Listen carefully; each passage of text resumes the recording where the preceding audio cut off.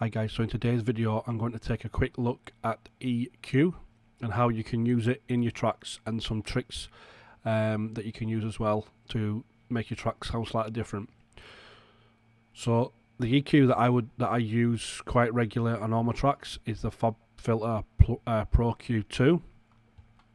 I think it's very, very good, although FL Studio's own is pretty good as well. So just talk you through quickly some of the what EQ is. So what EQ is EQ will boost certain frequencies for you, or cut out certain frequencies in your track. And now, for example, if you was to add sort of three sort of bands, you've got low, mid-range and then high. Now if you was to add sort of these three bands and boost your track up like that, you're actually boosting just the volume of the track, so your track will sound louder, therefore you think it sounds better when it actually doesn't. All you've done is boosted the three main frequencies and made your track louder. So I've made a quick track in the background there with no EQing, so I'm going to go through it and I'm going to EQ the kick, the snare, the hats, the bass and some of the leads, and then some of the percussions as well on the track. So what I'm also going to do as well, I'm going to add I'm going to quickly run through this EQ. So you can double click on it, and what we're actually doing now with this, we can scroll the mouse wheel to make the EQ tighter. So with what's happening now is any sound that comes through this, anything outside of this line will be cut from the track, and anything in here will be left. That is a cut, that's known as a cut, or a high pass. You can also do the same with this side, and again that leaves anything up here and cuts anything down there. You can also add and boost frequencies. Now one of the good things about this EQ is it also has a mid side, so you can double click on it, change this to mid side, then right click, split.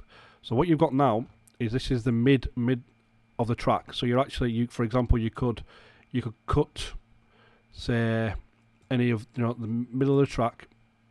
You can cut the bass out. Now this will cut the middle and it will leave the sides. So this is good for when you if you want to add a little bit of stereo width to your synths, you can just raise the EQ of the sides, and that will make the sides of the track louder. So what we'll do is we'll quickly fly through this track, and well, I'll show you some of the EQ, and then I'll show you some of the effects as well. So I'll quickly give it a quick playthrough.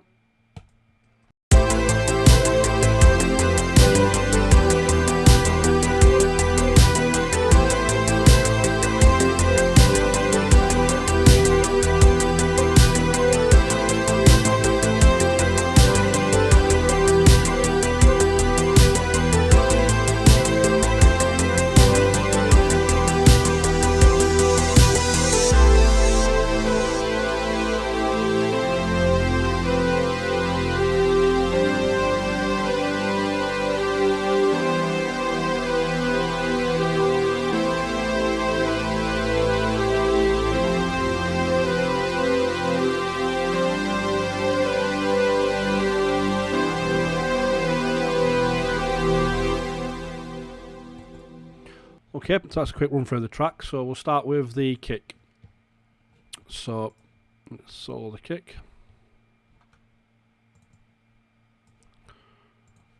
Okay, so let's have a look at the kick. Now, one of the things you'll probably notice about a lot of my tracks is there's very, very little EQ on the kick. The reason being, I think it's better to try and find a kick that fits your track better. It's worth just going through sample after sample after sample till you find one that fits the track. Because once you start EQing the kick, it's probably not right for your track. So with regards to kick, you want very, very little EQ on the kick. There's a couple of things that you can do to EQ that will affect the kick. So you don't want massive changes on the kick. You want little subtle changes that will help improve the track.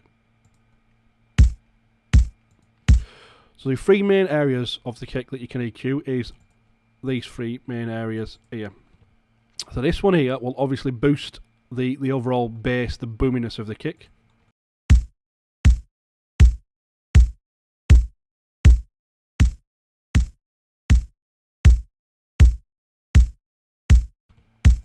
And depending on what key your kick is in, because kicks are always in keys, even though you don't really realise that. So for example, we can see this kick.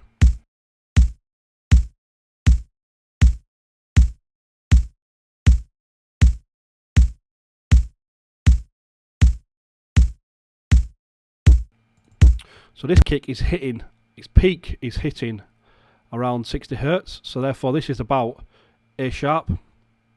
This is about A sharp in pitch. So this will, finding the pitch of your kick and boosting that frequency will help make it more boomy. So you get a bit more boomy kick. So if your kick is lacking bass, one of the things you could do will be to boost this around this area to help give your kick a bit more bass. Now if your bass is fine in the track, if you've no problem with your bass, but you're finding the kick hard to hear, so you don't want to turn the kick up too much, because if the kick turns up too much, it doesn't fit in the track. It can sound distorted. It can have can affect you when you're actually mixing the track down. But you still think the kick's hard to hear. What you can do is you can boost the attack of the kick, and the attack of the kick is generally found around here. So what I'll do is I'll boost it up, and we'll hear the difference.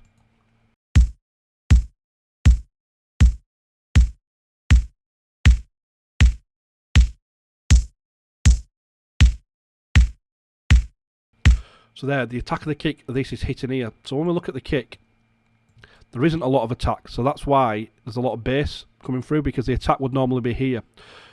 So like, for example, if this was a kick, that's your attack. So you'd see this would have a lot of attack. But this kick itself doesn't have a lot of attack. You can tell here because there's a little gap when the kick first hits before it actually kicks in. So there's not a lot of attack here. So we could, in theory, if we wanted,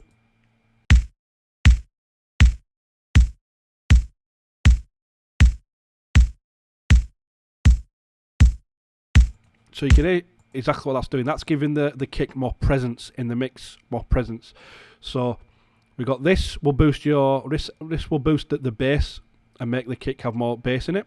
Around this here, it might maybe higher up, but this kick's around here. This will give your kick more attack, and it will give it more presence in the mix, which we can hear from this.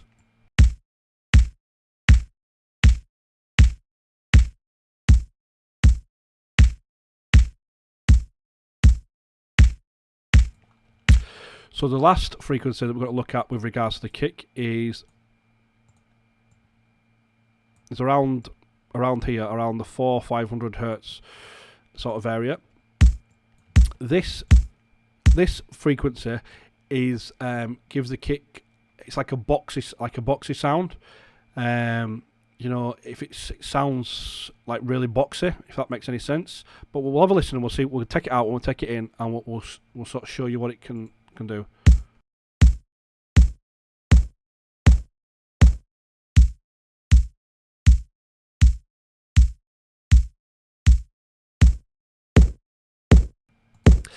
So there you can hear it there. You can hear like a boxy sound to the kick. Sometimes you can find a kick that has a little bit too much of that, so you can take that out. But again, this kick here doesn't have any of that. This kick is, again, this is one of my favourite kicks that I use in quite a lot of my synthwave stuff, because it fits into the mix quite well. So if you've got a sort of if your kick sounding boxy, or you're just not sure what frequency you adjusted the high end, you've adjusted the low end, and it's still not sitting right in the mix, then around this frequency here, it could be where it's causing you trouble. So if you're happy with your low end and you think it's sitting okay, present in the mix, it's loud enough in the mix, just change this, drag this down here, and just change this, sweep this across here until you find a frequency that where it sits right. So that would be about it for kicks. Again, I wouldn't add much EQ to my kick. Now and again you may see my kick boosted towards the bottom and maybe a tiny bit of the bass took out, or maybe boosted slightly, but that will be about it for kicks. So next we'll move on to the snare. So with the snare we've already got a reverb on there.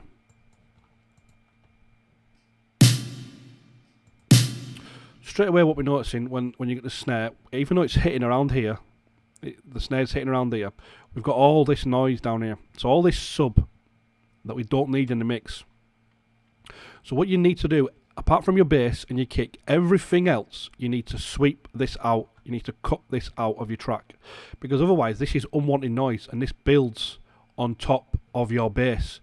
So if you think of it like a Lego, if you've got your like your track, let's say this is your track, your EQ. You know, if you leave all these sounds and if you leave all this bass in, all this, so if you leave bass with your snare, bass with your hi-hats, bass with your leads, bass with your harps and your pads, you leave all that in, that's building up and that's adding on top of the bass kick and the bass itself. So therefore your track is going to have a lot, you know, when you come to mixing your track at the end, you know, it's going to sound like this. And that's going to affect your limiter, because really your limiter, you only want to be limiting a bit. So if you cut all this out, so what we'll do is we'll cut this out, double click, we'll roll it along and we'll cut this out. We'll bring it back until we can just about hear it doing something. We can just about hear it affecting the sound, and then we'll pull it back a little bit.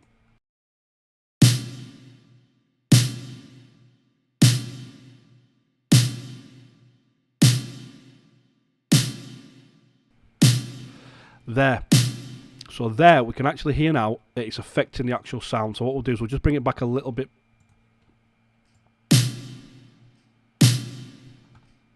There. So without affecting the actual sound, we've cut all this bass out, which gives the bass and the kick more room to maneuver in this part.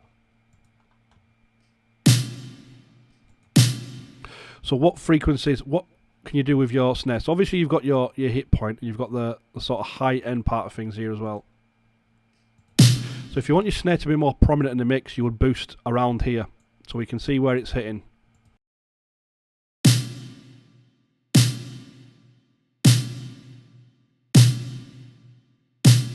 And that'll make it more prominent in the mix. If you're finding that your kick is,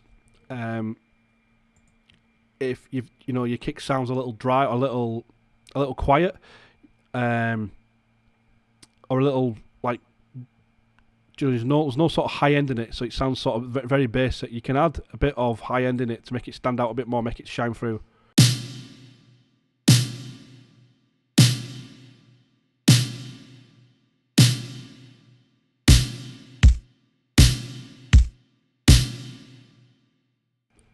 Again, what we could also do, if we wanted, I mean, this snare, again, it's a great sample, so we could, with this one, we could use we could take advantage of the mid-side EQ. So what we'll do is we'll add the side to it, but we'll leave the mid where it is, so this will give us a bit more of a stereo sound.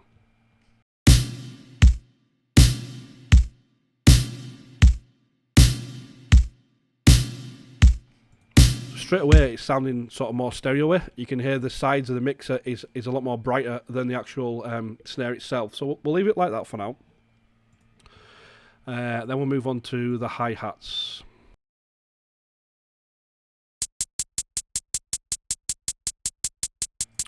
So even though you might not realise it, look at all this sub in the hi-hats that we don't need. We don't need any of this. The hi-hats are there.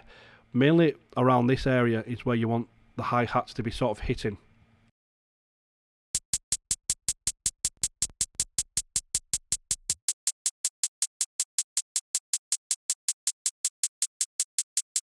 So we can cut all that out. We don't need none of that. That's not helping the hi-hats at all. It's just making the bass a bit more muddier. And again, if you want to add more presence, you'll boost it around here. And if you want to make it shine and sparkle more, you can just do a complete rise here.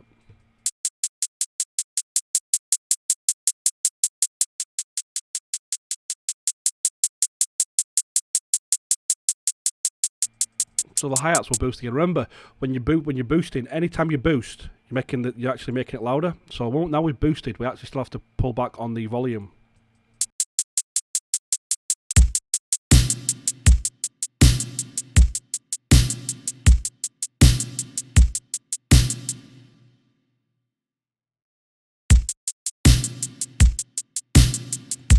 Straight away we can hear that we've got the snare sitting out more, the hats are sitting out more, the kick sounds a bit more bassier. Reason being is we've boosted the high end of these two, so these sound brighter and the kick doesn't sound brighter, so therefore it's sounding more bassier. And because we've cut the low end out of these, it's giving the kick more room, so the kick has more room, as it's not having any effect on the kick at all.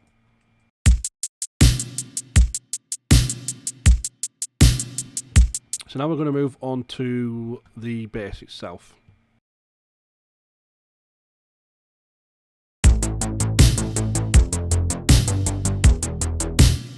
So again, if you know, I mean, if you really wanted, you could roll off the sort of sub part of this. I mean, anything below about 20 or 30 hertz, you're not going to be able to hear unless you're a dog. So unless you're making synthwave for your dog, then you don't really need anything below 30 hertz.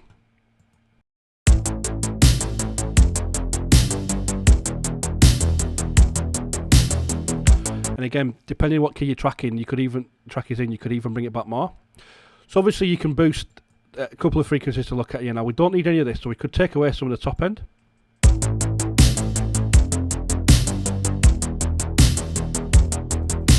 Obviously taking away top end frees up room for your synths later on. So a couple of different frequencies we can look at now. We can look at around here to boost the actual presence of the...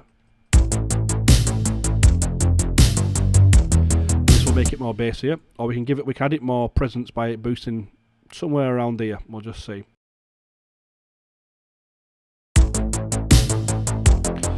Obviously one of the techniques is to get a sort of a small EQ sort of curve like this and sweep it across. Do you hear where it sounds sort of good, and then you bring it back down.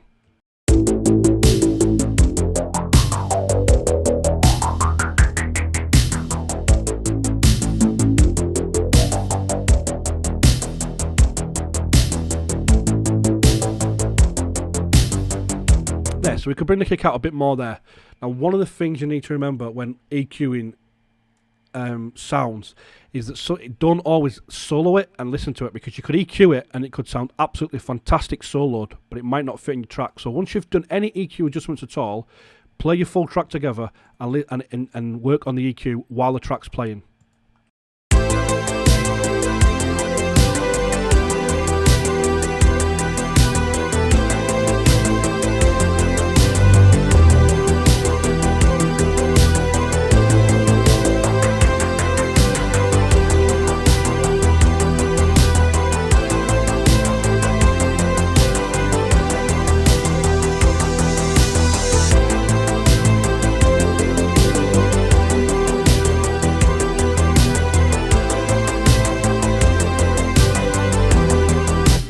Okay, so I'm happy enough with the bass there. So next we'll move on to the lead.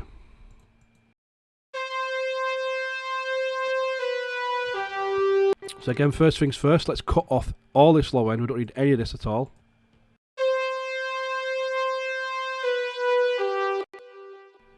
So this lead, we've gone for a sort of a brassy sound. So the lead's going to this is the main lead. So this will occupy this part of the frequency range here.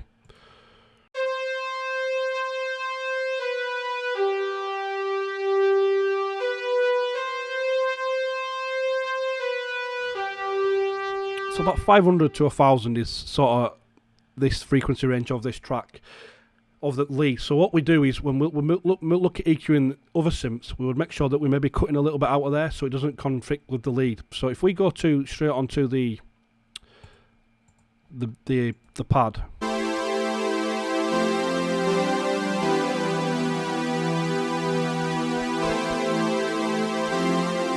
Again, first things first, cut this out. And we can see there's a lot of movement around here, a lot of frequency around here, so that's going to conflict with the lead.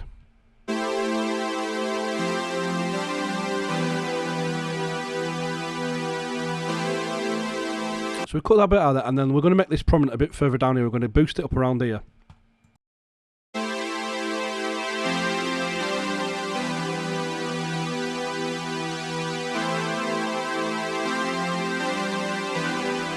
Around 2000 is where it sounds very good. So this is conflicting with the lead. 2000 is where we want the pad. So the pad sound is around 2000. So we got your lead sort of covering this range, the pad sort of covering around there. So we can go back to the lead EQ now if we wanted, and just at 2000, just dip it out a little bit, just to give the pad room to come through.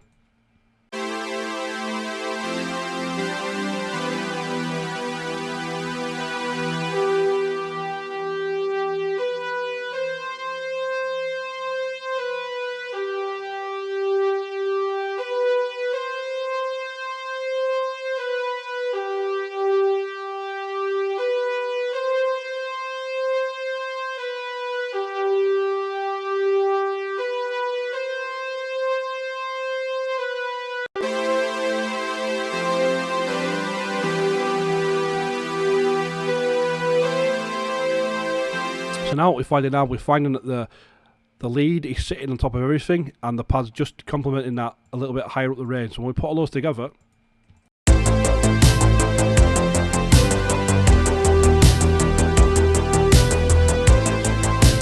again, remember, once you change your EQ, you're going to have to change your volumes as well.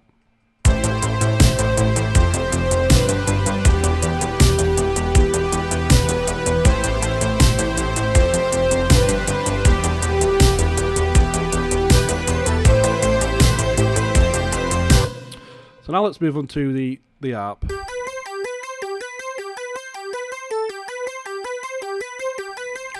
So the ARP is sort of occupying this range here. We already have this range sort of covered.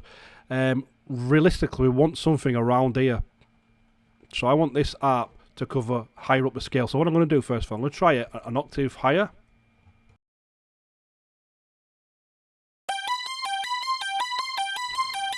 And I think that might fit the mix a bit better. So let's cut the low end part of that out.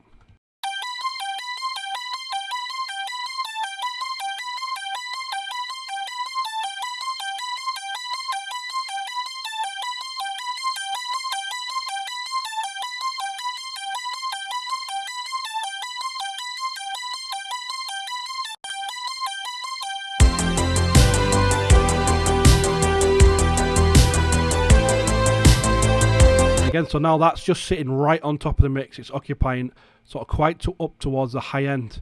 So we've got we've got the bass covering the low end. So if we go back to an EQ here, let's add an EQ.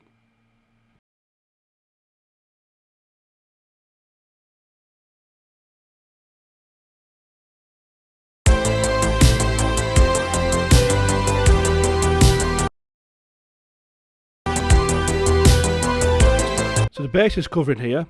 We have the pad is sort of doing around here. Again, the pad is covering all of the frequency scales, sort of from about here onwards, but it's prominent around here. We've cut out here, and that's where the lead's covering. And then we've got the ARP sort of covering up the high end. So we've got all the frequency range sort of covered when everything kicks in. And again, the hi-hats and the bass and snare and stuff, so the bass and kick are all covering the frequency range as well.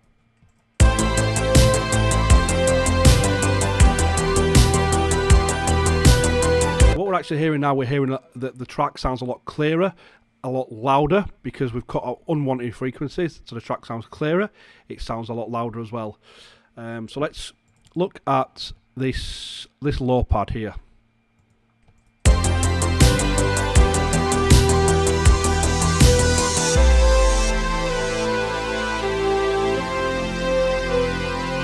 So the low pad again is this is just here to take the sort of place of the bass.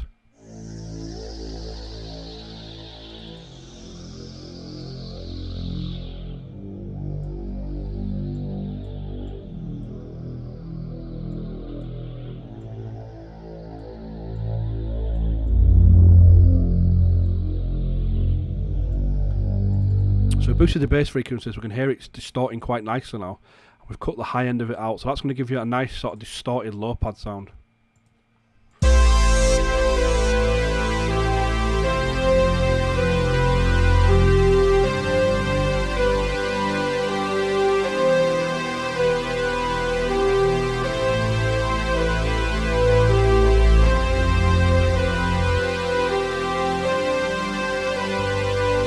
Sounds so much better in the actual mix itself. So now we'll move on to the syllables.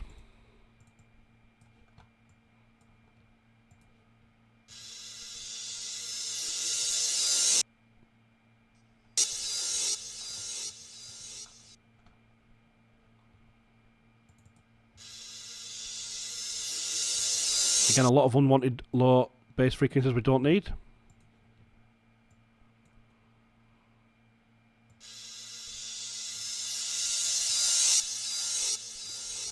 Spot on. Then we have the sub hit as well. And again, this is just a sub hit, so this is just sort of what towards the sort of low end of the track. Sitting fine. We could even, if we wanted, just to make sure we've got plenty of room, it's not interfering with other stuff, we could sort of do that.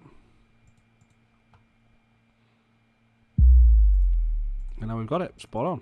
Let's listen to it in the mix. Again, same goes with, we've cut this quite heavily. So same with cutting. So if you boost frequencies, the instrument will sound louder. And if you cut frequencies, the instrument will sound quieter. So we'll need to give this a bit more volume.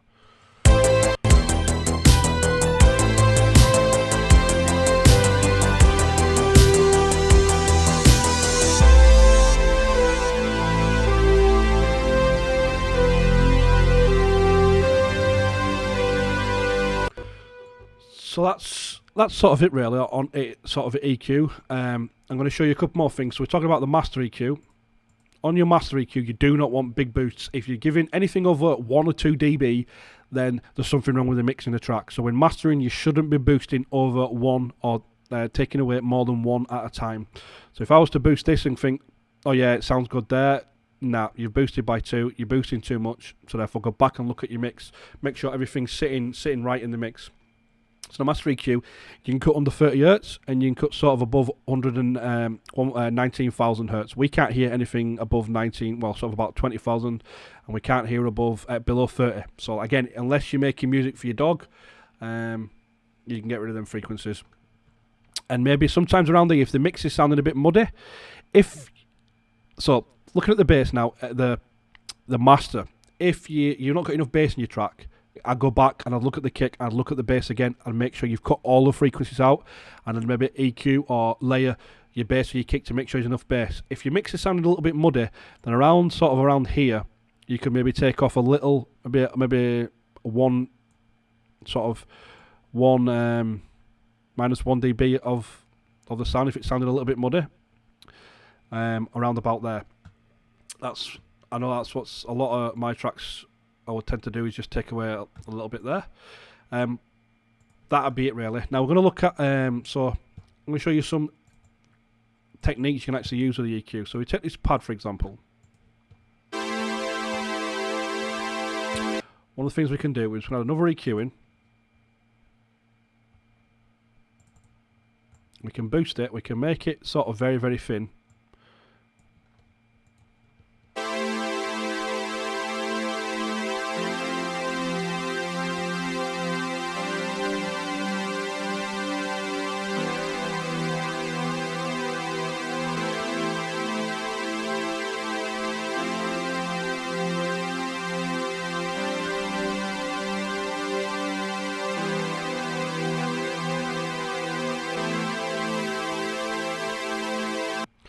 And then what we can do is, if we try to, so we can just sweep right down the mix. We can sweep down the mix using the EQ. So we've got a little bell curve, and then we can sweep down the mix, and it gives it sort of like a sweeping sound.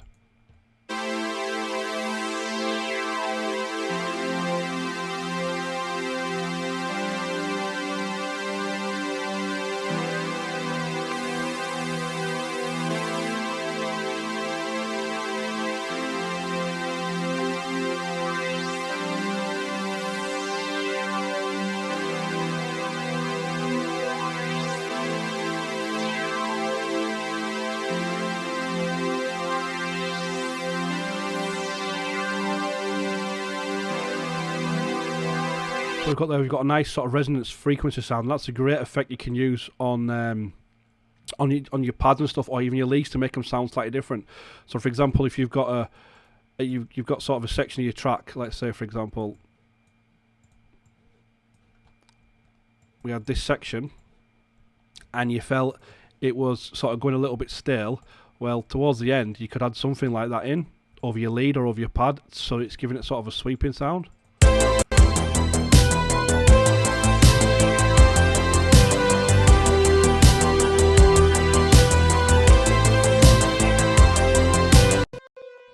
Okay, so that about sums up sort of basic EQ for now.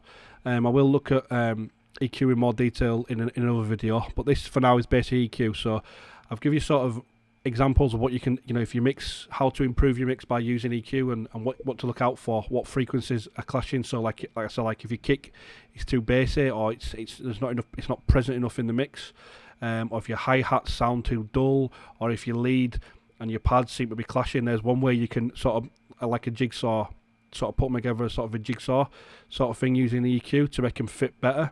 And I've also looked at that technique there where you can sweep the EQ down and up, and it gives you sort of just add a little bit of variance into your tracks if they sound a little bit stale. So it's not always about layering and whatnot. You can use EQ as well as an effect in your track. So that about sums up this video. One thing I'm going to sort of say as well is I'm considering doing some live streams either on YouTube or on Twitch. So what I'll basically do is I'll live stream for a few hours. I'll make a track from scratch. I'll talk, and any questions that you've got for me you can ask me rather than leave them in the comments and whatnot. And I'll certainly answer them as I'm going along. I just think that's a good way as well of any questions you can ask me. So what do you think about that? Would you be up for me doing a live stream? If you would, be up for me doing a live stream for a couple of hours. Let me know when you think's best, what time you think's best as well. And if we get enough people wanting me to do one, I can certainly get one set up, and I'll figure out what time suits you lot. And I can get one set up, whatever suits you lot. So in the comments below, again, if you're up for me live streaming, when's the best time, time and days, and I'll certainly consider it. Okay, so that's about it then. Thanks for watching.